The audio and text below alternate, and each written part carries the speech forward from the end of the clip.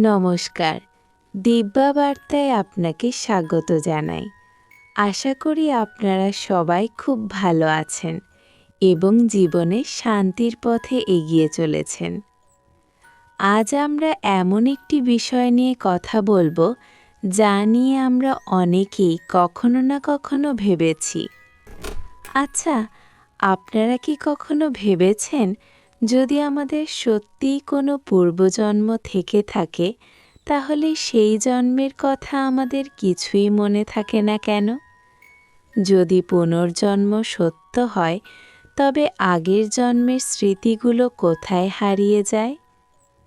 আমরা অনেক সময় পুরনো গান শুনি যেখানে বলা হয় তোমাকে ভোলা সম্ভব নয় বা যতই ভুলতে চাই ততই বেশি মনে পড়ে। মানুষ তার পুরনো স্মৃতি, পুরনো মানুষ বা পুরনো কষ্টগুলোকে কিছুতেই ভুলতে পারে না। কেউ হয়তো জীবনে একবার ধোঁকা খেয়েছে আর সারা জীবন সেই স্মৃতি আঁকড়ে ধরে বসে আছে। একবার শান্ত হয়ে ভাবুন তো, এই এক জীবনের মাত্র 20, 30 বা 40 বছরের স্মৃতি নিয়েই আমরা কত ক্লান্ত।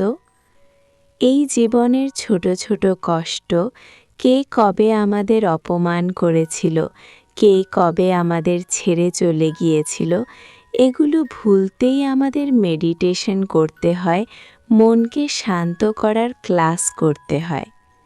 তাহলে ভাবুন, যদি ভগবান আমাদের আগের জন্মের সব স্মৃতি মনে করিয়ে দিতেন তাহলে আমাদের কি অবস্থা হতো? আসলে পুরনো স্মৃতি ভুলে যাওয়াটা কোনো অভিশাপ নয়, এটি ঈশ্বরের দেওয়া সবচেয়ে বড় আশীর্বাদ। ধরে নিন, ভগবান আপনার প্রার্থনা শুনে আপনাকে পূর্বজন্মের সব কথা মনে করিয়ে দিলেন। তখন কি হবে জানেন? আপনার মনে পড়বে আগের জন্মে কে আপনার থেকে টাকা ধার নিয়ে আর ফেরত দেয়নি। আপনার মনে পড়বে আগের জন্মে কে আপনাকে ঠকিয়েছিল। আপনি হয়তো দেখতে পাবেন আগের জন্মে যাকে আপনি সবচেয়ে বেশি ভালোবেসেছিলেন সে এই জন্মে অন্য কারো সাথে সংসার করছে। তখন আপনার বর্তমান জীবনের শান্তি পুরোপুরি নষ্ট হয়ে যাবে। আপনি আগের জন্মের হিসেব মেলাতে গিয়ে এই জন্মটাও নষ্ট করে ফেলবেন। তাই ঈশ্বর অত্যন্ত দয়ালু। তিনি যখন আমাদের এই পৃথিবীতে নতুন করে পাঠান তখন আমাদের পুরনো সব স্মৃতি, রাগ, ক্ষোভ মুছে দিয়ে পাঠান। তিনি চান আমরা যেন পুরনো খাতা বন্ধ করে জীবনের নতুন অধ্যায় শুরু করি। ঈশ্বর আমাদের একটি বার্তা দেন, যা পেরিয়ে এসেছ তা নিয়ে আর ভেবো না, সামনের দিকে তাকাও। তোমার আত্মার যাত্রাপথে আরও অনেক কিছু শেখার আছে। আমাদের এই মানব জীবন আসলে একটি লম্বা যাত্রাপথ, আর এই পৃথিবী হলো একটি বিশাল স্কুল। আমরা এখানে এসেছি শিখতে। আপনি খেয়াল করে দেখবেন, একটি সদ্যজাত শিশু যাকে কেউ কিছুই শেখায়নি তাকে যদি আপনি একটু জোরে বকা দেন সে কেঁদে ওঠে। আবার তাকে যদি আপনি আদর করেন সে খিলখিল করে হেসে ওঠে। এই যে বকা দিলে কাঁদতে হয় আর আদর করলে হাসতে হয়, এটা শিশুটি কোথা থেকে শিখল? সে শিখল কারণ তার আত্মা এই প্রাথমিক শিক্ষাগুলো আগের জন্মগুলোতেই পেয়ে এসেছে। আমাদের সবার আত্মার যাত্রাপথ আলাদা।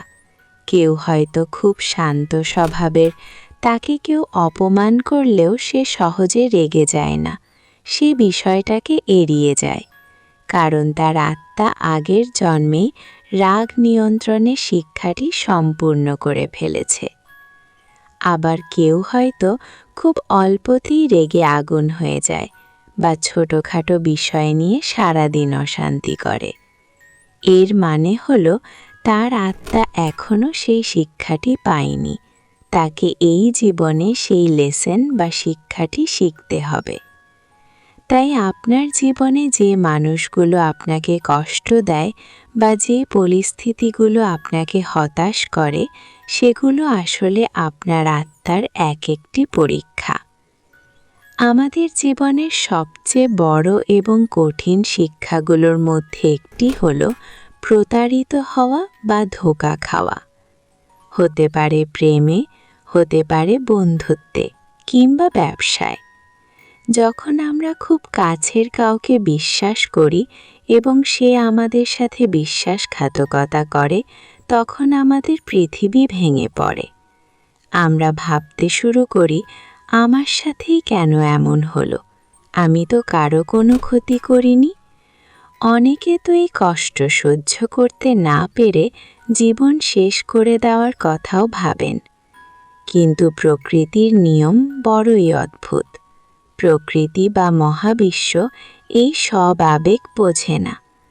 আপনার সাথে যা হয়েছে তা আপনার আত্মার জন্য একটি প্রয়োজনীয় লেসন বা শিক্ষা ছিল। আপনাকে শিখতে হতো যে এই পৃথিবীতে সবাই নিজের স্বার্থের জন্যই আসে। আপনাকে বুঝতে হতো যে অন্ধভাবে কাউকে বিশ্বাস করা উচিত নয়। আপনি যদি এই শিক্ষাটি গ্রহণ করে জীবনে এগিয়ে যান, তাহলে আপনি জিতে গেলেন। কিন্তু আপনি যদি ওই কষ্টটা আঁকড়ে ধরে ঘরে বসে কাঁদেন আর বলেন যে আমি আর কাউকে বিশ্বাস করব না, আমি আর কোনো কাজ করব না, তাতে মহাবিশ্বের কিছুই যায় আসে না। সময় বয়ে যাবে। যে আপনাকে ঠকিয়েছে সে তার জীবনে এগিয়ে যাবে, সংসার করবে, আনন্দ করবে, আর আপনি শুধু নিজের জীবন নষ্ট করবেন। তাই যখনই জীবনে কোনো ধাক্কা খাবেন, মনে রাখবেন এটি একটি লেসন। শিক্ষা নিন এবং এগিয়ে যান।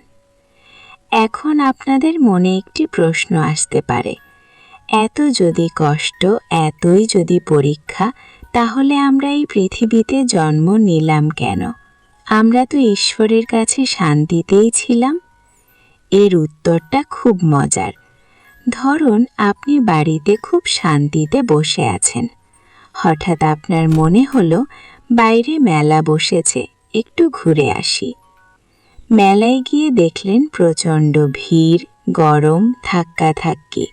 তখন আপনার মনে হলো এর চেয়ে তো বাড়িই ভালো ছিল। আমাদের আত্মার ক্ষেত্রেও ঠিক এমনটাই হয়েছে। ঈশ্বরের কাছে আমরা খুব শান্তিতেই ছিলাম, কিন্তু পৃথিবীর এই হাসি, কান্না, প্রেম, মায়া, জাগতিক আনন্দ দেখে আমাদেরও তা উপভোগ করার ইচ্ছে জাগে। ঈশ্বর হয়তো বলেছিলেন, যেও না, ওখানে গেলে তুমি মায়ায় জড়িয়ে পড়বে এবং কষ্ট পাবে। কিন্তু আমরা শুনিনি, আমরা এই পৃথিবীর মেলা দেখতে চলে এসেছি। তাই এখন যখন এসেই পড়েছি, তখন খামোখা রাগ, ক্ষোভ আর মানসিক চাপ নিয়ে সময় নষ্ট করবেন না। এই মানসিক চাপ থেকেই আমাদের শরীরে নানা রোগের বাসা বাঁধে। মনে রাখবেন, এটি শুধু একটি মেলা। এখানে আমরা কিছুক্ষণের জন্য ঘুরতে এসেছি। এই মেলার কোনো কিছুই আমরা সাথে করে নিয়ে যেতে পারবো না। তাই মেলাটাকে উপভোগ করুন। যা কিছু ঘটছে তাকে একটি নাটক হিসেবে দেখুন। নিজের কাজটুকু সততার সাথে করুন, কিন্তু ফলাফলের মায়ায় জড়িয়ে পড়বেন না। সবাই ভালো থাকবেন, শান্তিতে থাকবেন। আপনার আত্মার এই যাত্রা সুন্দর এবং আলোকিত হোক।